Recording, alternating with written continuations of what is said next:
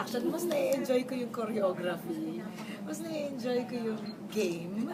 Yung ganon. So lumalabas yung pagiging theater artist mo talaga. Yeah. So, meron naman na record namin yung mga training ko sa fight scenes. Binigay ko naman sa promo. I just want to show you para kompleto. Nagtitrain ako sa Ultimate Fitness. Kung saan nagtitrain si Luis Manzano ng kanyang Muay Thai.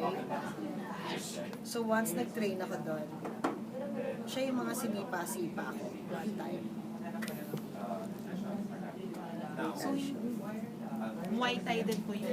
While Kimidora 1 is parang it's new, tas parang we had to introduce the characters of Kimi and Dora initially.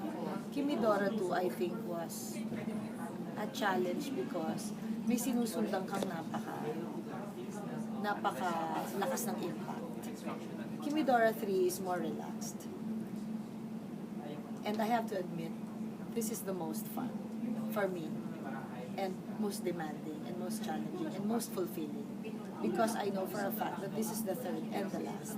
And when I say it's third and the last, wala na akong huli na talaga ito. Hindi wala nang pang-apat na ito na talaga, promise, huli na. Walang ganun. Ito na talaga yun. Ang susunod dito baka comics na.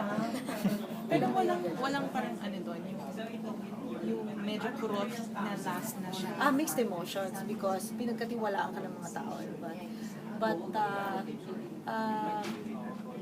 hindi siya pwedeng magtagal, naaabot sa parang sawa na yung tao.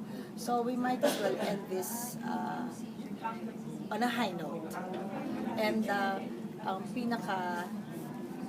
pinaka-emotional ako is the fact na buo pa rin yung grupo. Spring Films is still there to support me. We are bigger now actually. And Chris Martinez, the writer, is now was entrusted to become the director. So that's very special to me because he's my best friend. He has written both Kimidoras and Direct Joyce is now our editor. So it's like still a family.